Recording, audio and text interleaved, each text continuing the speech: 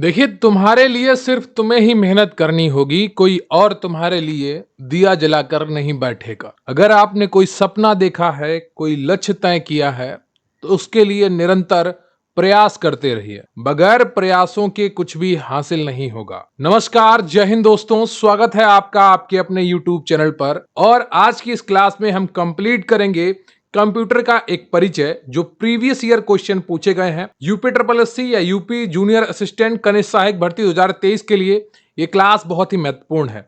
अगर आपका टारगेट है UP triple SC junior assistant में एक सीट पक्की करने का, तो ये वीडियो आपके लिए है, ये क्लास आपके लिए है, ये पूरी सीरीज आपके लिए है। कंप्यूटर के 15 प्रश्न आएंगे, 15 अंकों के होंगे। अगर ये 15 अंकों में से 15 अंक आपको हासिल करने हैं, तो हमारे साथ जुड़े रहिए अपने एग्जाम तक, और निश्चित रूप से आपका सिलेक्शन होगा जो आपको सफलता दिलाएगा। तो वीडियो को लाइक कर लीजिएगा, चैनल पर नए हैं चैनल को सब्सक्राइब कर लीजिएगा, क्योंकि प्रश्न यहीं से आएगा। पढ़ेंगे आप मेरे साथ तो आपको यकीन आएगा। तो कंप्यूटर एक परिचय, प्रीवियस ईयर जो एमसीक्यू पूछे गए हैं वो अभी आप शुरू करेंगे।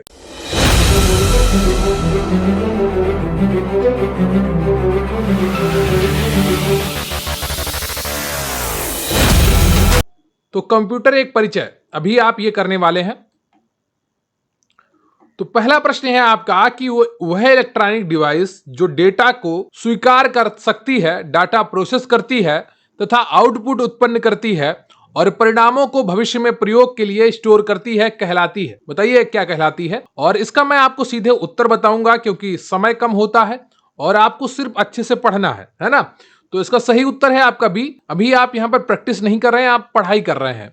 तो वह इलेक्ट्रॉनिक डिवाइस जो डाटा को स्वीकार कर सकती है, डाटा प्रोसेस करती है तथा आउटपुट उत्पन्न करती है और परिणामों को भविष्य में प्रयोग करने के लिए स्टोर रखती है, क्या करती है? कंप्यूटर कहलाती है। तो कंप्यूटर वह इलेक्ट्रॉनिक डिवाइस है जो डाटा को स्वीकार करती है, डाटा को प्रोसेस करती है, आउटपुट उत्पन्न करती है तथा परिणामों को भविष्य में प्रयोग के लिए स्टोर करती है। आरएएस परीक्षा 2004 में पूछा गया प्रश्न है ये। तो ये एक तरीके से कंप्यूटर की परिभाषा हो गई। अगला प्रश्न है आपका, कंप्यूटर के संबंध में निम्नलिखित में से कौन सा कथन गलत है? तो कंप्यूटर के संबंध में निम्नलिखित में से कौन सा कथन गलत है? तो पहले सही वाले समझ लेते हैं ताकि आपको पूरी जानकारी हो जाए।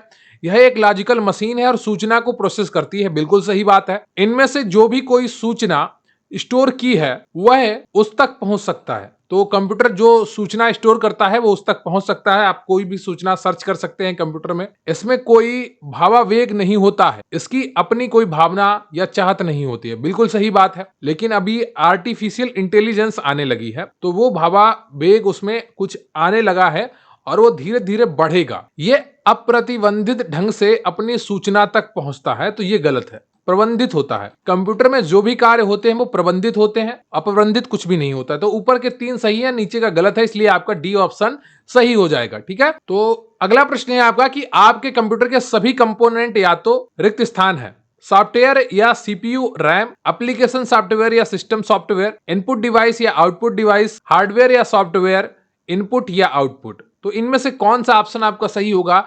पीएनबी क्लर्क 2011 में पूछा गया प्रश्न है। देखिए यहाँ पर 5 ऑप्शन है। बैंक के प्रश्न पत्रों में 5 ऑप्शन होते हैं, तो यहाँ पर एक ऑप्शन आपको चुनना है कि आपके कंप्यूटर के सभी कंपोनेंट या तो इनपुट होते हैं या आउटपुट होते हैं, या हार्डवेयर या सॉफ्टवेयर होते हैं, इनपुट डिवाइस या आउटपुट डिवाइस होते हैं। तो सी और ई में कोई अंतर नहीं है, तो इसको तो आप नहीं चुन सकते हैं। सही उत्तर है आपका डी, हार्डवेयर या सॉफ्टवेयर। ठीक है, हार्डवेयर या सॉफ्टवेयर। तो कंप्यूटर के सभी कंपोनेंट या तो हार्डवेयर या सॉफ्टवेयर होते हैं। कंप्यूटर में दिए गए अनुदेशों व प्रोग्रामों का समूह सॉफ्टवेयर तथा कंप्यूटर मशीन के भौतिक भाग जैसे कीबोर्ड, माउस, मॉनिटर आदि को हार्डवेयर कहते हैं। अब देखिए UP triple SC junior engineer की परीक्षा है 2016। इसमें पूछा गया है कंप्यूटर के मुख्य भाग कितने होते हैं, the main part of computer कितने हैं? तो सही उत्तर है 6। क्या है? सही उत्तर है 6। कौन कौन से होते हैं ये आपको बताया जा रहा है। कंप्यूटर के मुख्य भाग होते हैं 6। पहला होता है सीपीयू, जिसे कहते हैं सेंट्रल प्रोसेसिंग यूनिट, यानी कि कंप्यूटर का दिमाग। दूसरा होता है इनपुट डिवाइस, जैसे आपका कीबोर्ड, माइक, स्कैनर, माउस। अगला आता है आउटपुट डिवाइस, जैसे प्रिंटर, मॉनिटर, जो स्क्रीन होती है उसको मॉनिटर कहते हैं, स्पीकर। क्लियर आपको? तो ये सब क्या है? आउटपुट डिवाइस है। फिर आता है मेमोरी यूनिट, जैसे रैम, रोम, ये सब क्या है? मेमोरी यूनिट है। फिर आता है आपका सेकेंडरी स्टोरेज, 5वां। ठीक है। और छठा आता है कम्युनिकेशन डिवाइस। तो ये 6 प्रकार कंप्यूटर के भाग होते हैं। अगला प्रश्न है आपका कि निम्नलिखित में से कौन सा पद कंप्यूटर से संबंधित नहीं है? तो इसका सही उत्तर हो जाएगा आपका D option. CPU, motherboard, hard disk, ये सब कंप्यूटर से संबंधित होते हैं। हार्ड डिस्क वो होती है जिसमें डेटा स्टोर होता है कंप्यूटर का सबसे ज्यादा, और मदरबोर्ड यानी कि कंप्यूटर का बहुत ही महत्वपूर्ण भाग होता है, इसी से सारी क्रियाएं सुचारू रूप से चलती हैं।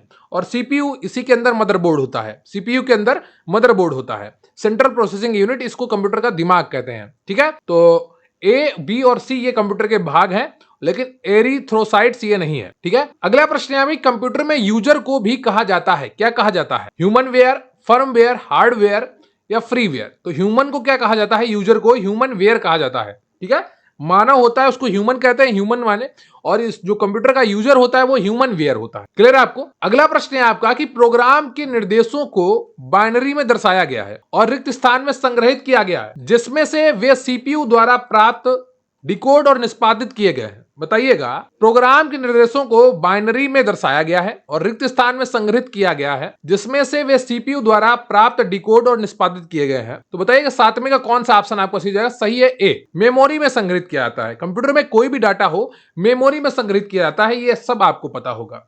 क्लियर आपको? अगला प्रश्न है, कोई व्यक्ति कंप्यूटर साक्षर कहलाता है यदि वह सक्षम हो केवल आवश्यक एप्लीकेशन को चलाने में, एंटीवायरस सॉफ्टवेयर बनाने में, प्रोग्राम लिखने में या दूसरे कंप्यूटर को हैक करने में। आरआरबी एनटीपीसी शिफ्ट 2 ऑनलाइन 19/3/2016 को यह प्रश्न पूछा गया था और इसका सही उत्तर है आपका 8वीं का ए ऑप्शन, आवश्यक एप्लीकेशन को चलाने में। तो कोई भी व्यक्ति कंप्यूटर साक्षर कहलाता है यदि वह सक्षम हो केवल आवश्यक एप्लीकेशनों को चलाने में। अगला प्रश्न है आपका कि एक रिक्त स्थान दिखाता है कि कैसे परिचालन विशेषताओं को एक साथ जोड़ा जाता है और कंप्यूटर को साकार करने में योगदान देता है। इसका सही उत्तर क्या हो जाएगा? ये आपको पहचानना है 9 का, और 9 का जो सही उत्तर है आपका वो डी है, कंप्यूटर ऑर्गेनाइजेशन। कंप्यूटर ऑर्गेनाइजेशन एक ऐसी प्रक्रिया है जो कंप्यूटर आर्किटेक्चर की तरह होती है और इसमें कंप्यूटर आर्किटेक्चर को रियलाइजिंग करने के लिए ऑपरेशन एट्रीब्यूट को एक दूसरे से जोड़ते हैं। अगला प्रश्न है आपका कि एक कंप्यूटर सिस्टम की वैचारिक डिजाइन और मौलिक परिचालन संरचना क्या होती है? सही उत्तर है आपका डी,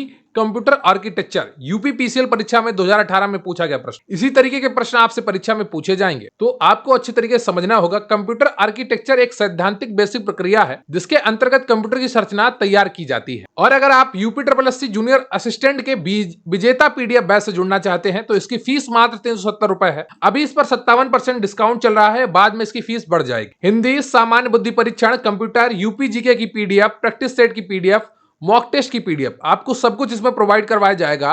अगर आप इससे जुड़ेंगे तो निश्चित रूप से आपको अपना सिलेक्शन सुनिश्चित करने में बहुत ही ज्यादा लाभ होगा। जुड़ने के लिए आप व्हाट्सएप नंबर 94,533,66,279 पर व्हाट्सएप मैसेज कर सकते हैं।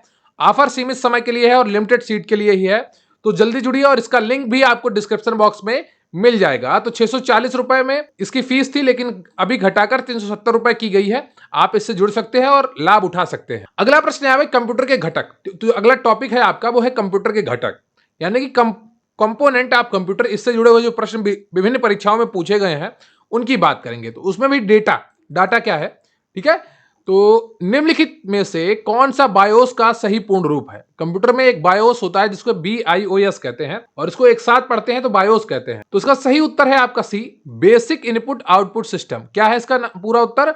सही, बेसिक इनपुट आउटपुट सिस्टम। तो बेसिक इनपुट, ये यूपीपीसीएल 2018 में पूछा गया प्रश्न है। Basic input output system PC के फर्मवेयर का एक प्रकार है। यह पीसी के बूटिंग प्रोसेस प्रक्रिया के दौरान प्रयोग होता है। ऑपरेटिंग सिस्टम लोड करते समय बायोस कंप्यूटर के सभी हार्डवेयर जैसे RAM, processor, keyboard, mouse, hardware आदि की पहचान करता है और इन्हीं कॉन्फ़िगर करता है, यानी कि जोड़ता है सही से। इसके बाद ही कंप्यूटर मेमोरी में ऑपरेटिंग सिस्टम लोड होता है। ठीक है, तो बायोस बहुत ही महत्वपूर्ण होता है। अगर बायोस में कोई खराबी हो गई तो फिर कंप्यूटर सुचारू रूप से कार्य नहीं करेगा। कई बार तो वो ओपन ही नहीं हो पाएगा, यानी कि ऑन ही नहीं हो पाएगा, बूटिंग प्रोसेस ही पूरी नहीं होगी। अगला प्रश्न है आपका कि आपके सिस्टम को बूट करने के बारे में निर्देशित इसमें संग्रहित किए जाते हैं। तो किसमें संग्रहित किए जाते हैं? बायोस में किए जाते हैं, बेसिक इनपुट आउटपुट सिस्टम में। क्लियर आपको?